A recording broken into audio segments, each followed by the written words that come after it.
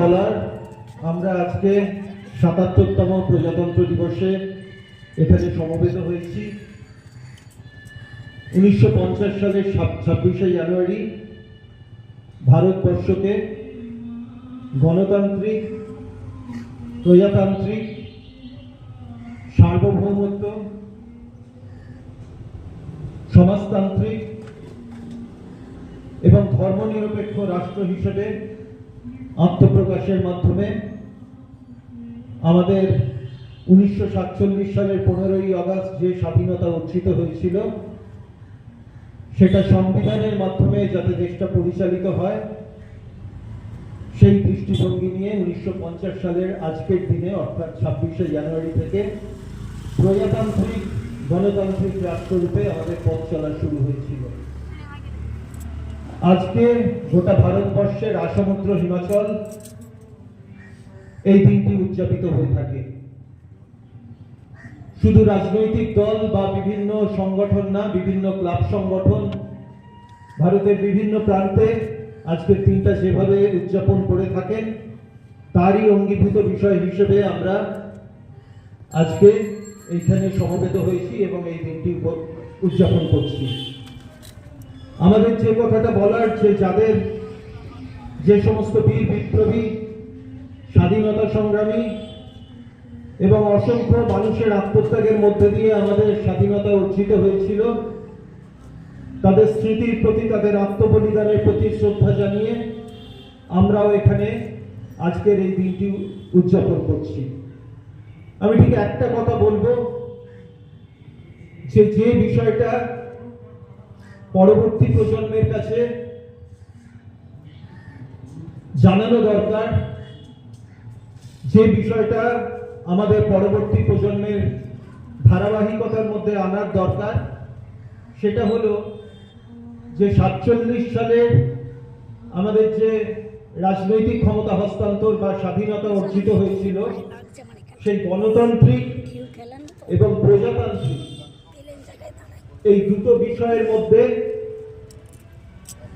যে পার্থক্য, সেইটা আমাদের মাথায় রাখতে হবে। ৪৭ সালের ১৫ই আগস্ট যখন দেশের স্বাধীনতা অর্জন হয়, তখন কিন্তু সেটা প্রজাতান্ত্রিক দেশ বা রিপাবলিক দেশ হিসেবে গণ্য করা হয়নি। সেটা তার একটা ডোমিনিয়ন স্ট্যাটাস ছিল, কিন্তু এবং কোনো রাষ্ট্রপতিও ছিল না। ১৯৫০ সালে প্রথম রাষ্ট্রপতি এবং সংবিধানের নির্দেশিত, সংবিধানের অনুসৃত পথ অনুযায়ী দেশ কিভাবে পরিচালিত হবে, দেশের মানুষ তাদের অধিকার কিভাবে পাবেন, পেতে পারেন, সেই বিষয়গুলো আমাদের সংবিধানের মধ্যে নথিভুক্ত হয়েছিল। Doctor B.R.. আম্বেদকর অন্যতম সংবিধানের রচয়িতা ছিলেন। 7 সদস্যের যে সংবিধানের কমিটি ছিল, তার প্রধান ছিলেন ডক্টর বি.আর. আম্বেদকর।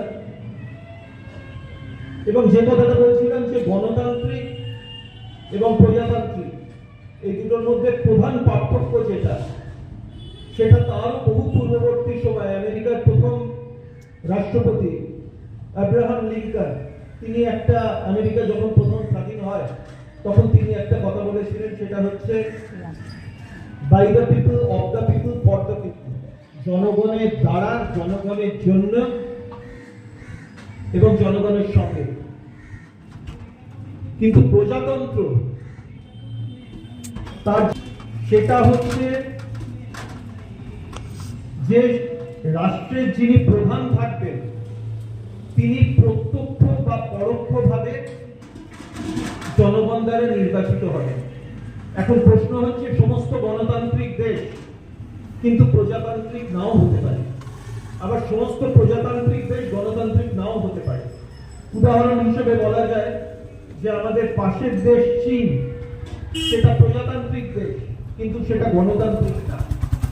ইংল্যান্ড, যেটাকে গ্রেট ব্রিটেন বলে, সেটা গণতান্ত্রিক কিন্তু প্রজাতান্ত্রিক না।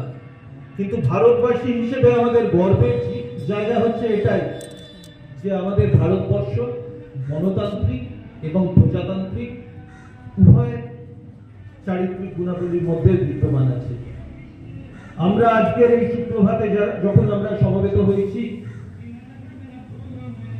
আমরা ক্লাবের পক্ষ থেকে, এলাকাবাসীর পক্ষ থেকে এই বার্তাটাই মানুষের কাছে নিয়ে যেতে চাই যে যাদের আত্মত্যাগ, যাদের আত্মবলিদান, যাদের অক্লান্ত পরিশ্রম, বহু মানুষের ঘাম, রক্ত এবং ভারতবর্ষের বিবিধের মাঝে যে মিলনের মাহাত্ম্য, যার মাধ্যমে আমাদের আজকের এই স্বাধীনতা অর্জিত হয়েছে, সেই স্বাধীনতা, তার গণতান্ত্রিক মূল্যবোধ, তার যে রিপাবলিক ক্যারেক্টার, সেটা যাতে আগামী দিনে বিদ্যমান থাকে, সেই বার্তাটাই আমরা সমাজের সর্বস্তরের মানুষের কাছে, এলাকার সর্বস্তরের মানুষের কাছে পৌঁছে দিতে চাই। আমি আমার বক্তব্য দীর্ঘায়িত করব না, খালি পরবর্তী সময় আমার পরবর্তী প্রজন্মের এই বাচ্চা বাচ্চা ছেলে মেয়ে যারা এখানে উপস্থিত আছেন, তাদের কাছে আমাদের ক্লাবের পক্ষ থেকে সভাপতি হিসেবে এই কথাটাই বলার, কবি সুকান্ত ভট্টাচার্যের কথা, এই শিশুকে বাসযোগ্য করে যাতে আমরা তুলতে পারি, এটাই হোক আমাদের আগামী দিনের দৃঢ় অধিকার। এই কথা বলে যারা উপস্থিত হয়েছেন সবাইকে আমার সশ্রদ্ধ প্রণাম, শুভেচ্ছা এবং অভিনন্দন জানিয়ে আজকের এই ৭৭তম প্রজাতন্ত্র দিবসের আমার সংক্ষিপ্ত বক্তব্য শেষ করলাম। নমস্কার, জয় হিন্দ, বন্দে মাতরম।